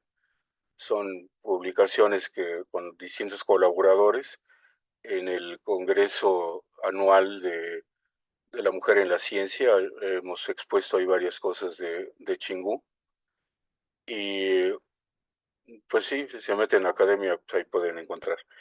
Y bueno, en las revistas más conocidas, pues en Arqueología Mexicana, por ahí hay un artículo de los barrios de Tula y, y otro en Arqueología de Lina, un par de cosas de ahí de las orientaciones astronómicas, y también en la revista de American Ancient Mesoamérica hay un resumen de los trabajos del salvamento en el Arco Norte. Es una revista editada por Dan Gillan, y uno de los artículos. Bueno, ahí también ese número es, para quien le interese Tula, pues no se lo pueden perder. Hay muchos colaboradores, entre ellos es el maestro Gamboa, la maestra Blanca Paredes, el mismo doctor Gillan. Y hay un artículo muy interesante de la correlación de fechamientos, bueno, sí, para ajustar una cronología que hacen Gillan, muestras de la maestra bueno, creo que es doctora Blanca Paredes, y por ahí está un artículo mío de los barrios de Tula, ¿no? Mm. De ahí es donde me baso para decir que muchos de los muy salvamentos nos ofrecen otro tipo de información, como los salvamentos que ha hecho Gamboa, el doctor Gamboa, y pues su servidor también. bien, pues muy interesante este arqueólogo. La verdad es que sí ha sido un amplio panorama el que nos ha abierto. Y cerraríamos con dos preguntas ya para no restarle más tiempo a su noche. Y tiene que ver con, pues, dos de los grupos que se llegaron a mencionar, que se han llegado a mencionar en Teotihuacán, Coyotlatelco y Mazapa. Eh, ¿cómo podemos entender lo Coyotlatelco? Me refiero así como un grupo humano como tal que viene, no sé, se ha mencionado del Bajío, pero no sé si usted nos pueda mencionar más al respecto sobre lo Coyotlatelco. Y lo Mazapa nos referimos a un grupo humano también o a un tipo de cerámica que se está reproduciendo por varios grupos. Pues partiendo del dato duro, la cerámica Coyotlatelco es prioritariamente el arrojo sobre vallo, y con motivos muy característicos. Bueno, alguna vez platicábamos acerca de lo que propone el doctor Sánchez, como es ay, bueno, Evaristo, Jesús Jesús. Sánchez. Pues pues yo me quedaría con eso, con el dato duro que muestra lo que muestra es cerámica. Eh, eh, Decir que ya es una tradición cultural o hablar de las personas es un poco arriesgado. Sin embargo, las distintas hipótesis, leyendo a todos los autores que tratan sobre el problema Coyotrotelco, pues sí hay un desarrollo en las distintas regiones y valdría la pena leer a Yoko Sugiura para el Valle de Toluca, al mismo Cobian y Gilan para el Valle de Tula, lo que se ha hecho para Teotihuacán. Son complejos cerámicos que tienen similitudes o no con sus acabados, pero hablar ya de grupos humanos, todo indica, o bueno, las hipótesis más socorridas son las que indican que vienen del occidente y del norte, ¿no?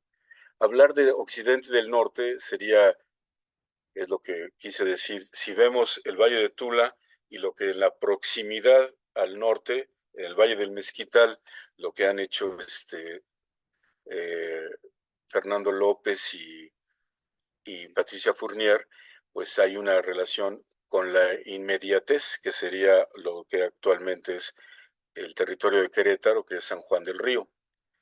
Hay un par de publicaciones que tratan sobre el tema y sobre todo una publicación de Laura Solar, que trabaja actualmente en Zacatecas, pero tiene un trabajo justo que reúne todas las hipótesis y lo que ella hace como en su introducción y en sus conclusiones vale la pena para el interesado. Laura Solar se llama ella.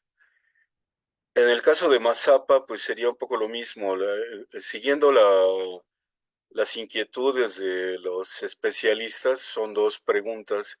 Una es la cronología, porque para el Valle de Tula hay un indicador que es más antiguo que en el Valle de Teotihuacán, y el otro pues, son las poblaciones. El avance de nuestra parte, en el caso de Mario Mendoza, que fue el que hizo el análisis petrográfico, es que en cada lugar donde se hizo el muestreo, a lo mejor podría hacerse un muestreo más amplio, pero en esos tres sitios del Valle de Tula y dos de Teotihuacán, pues son bien distintos unos a otros, ¿no?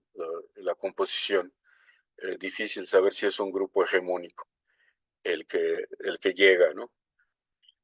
Pero a manera de ejemplo, podría servir como analogía, estas cerámicas de San Juan del Río, que llevan el nombre de mujeres, o bien así las bautizó, Clara Luz, Ana María, Guadalupe, se encuentran en el Valle de Tula, pero solamente en Tula Chico. Entonces sí podría pensarse, o así lo han manejado, como grupos de élite que llegaron a fundar, pero no trascendió, ¿no? Se quedaron en un momento. Posiblemente eso suceda también con otros tipos cerámicos y lo que representan, ¿no? A nivel social. Posiblemente el mazapa sea eso, ¿no? Pero Muchas falta. gracias, Sergio. Sí, sí, claro. Y bueno, pregunta del público para cerrar. Se entiende que en el Valle de Tula, presencia teotihuacana en el clásico con Chingú, y ya para Tula Chico y Tula Grande alcanza todavía a percibir alguna presencia teotihuacana o ya es nula para esos periodos. Bueno, en cuanto a cerámica es nula, pero sí hay ciertas tradiciones como los materiales como la concha, que sí perduran, y la arquitectura, hay ciertos elementos, si bien hay eh, eh, proliferan las columnas en los templos y en los palacios, la forma de las unidades habitacionales, pues sí podrían encontrar cierta semejanza con, con, con Teotihuacán, con lo teotihuacano, ¿no? De hecho, la pirámide C, o la pirámide principal de, de Tula, si tienen el ocio de comparar, se parece mucho a la pirámide de la Luna en Teotihuacán. Parece el mismo diseño. Entonces sí hay una memoria en ese sentido, ¿no? De acuerdo. También la arqueóloga Verónica Ortega le envía saludos aquí en el chat de Facebook. Y pues estaríamos concluyendo la sesión. Muchas gracias por su disposición, por lo que nos ha compartido esta noche, arqueólogo. Y bueno, pues creo que reitero, nos abre un panorama bastante amplio para seguir como pues, indagando sobre estos periodos de tiempo, principalmente en el tema del epiclásico, después de la caída de Teotihuacán, pues todos estos movimientos que se generan. Y bueno, es interesante. Y pues muchas gracias por haber aceptado la invitación de estar esta noche con nosotros. Si tuviera pues algún comentario de cierre, arqueólogo, lo escuchamos. Bueno, pues gracias a ti por la invitación y pues, un saludo a la comunidad y por su interés, ¿no? Espero que les haya generado más dudas para que sigan leyendo. Bueno, y saludos de las personas que me saludaron, a las que conozco y no mencioné, Angélica Rivero y a Ivonne. O sea, saludos, buenos recuerdos de Oaxaca. Sí, también Alicia Bo también dice que no avisó, y le comentan en el chat que no avisó de su presentación. Y bueno, pues nuevamente reiterar el agradecimiento. Esperamos en algún otro momento continuar teniendo la posibilidad de escuchar parte de los resultados de sus investigaciones.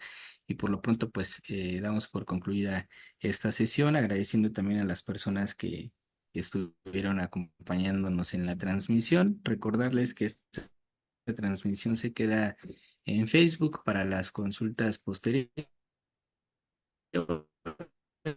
es para que puedan consultarla y quien quiera también pues volver a escuchar lo que presentó el arqueólogo Fernando, pues ahí se queda para las consultas que ustedes necesiten y posteriormente pues ya lo pasaremos al canal de YouTube, aproximadamente en un mes ya lo tendremos ahí, haciéndoles también la invitación a suscribirse, ahí ya tenemos varias conferencias y bueno pues invitarles también a suscribirse al canal. Por lo pronto, pues damos por concluida la sesión. Les agradecemos, reitero, el que nos acompañen y nos vemos la próxima semana con las próximas sesiones que estaremos ya compartiéndoles. Nada más si me permite unos minutos fuera del aire, arqueólogo, para cerrar y por lo pronto, pues que descansen. Buenas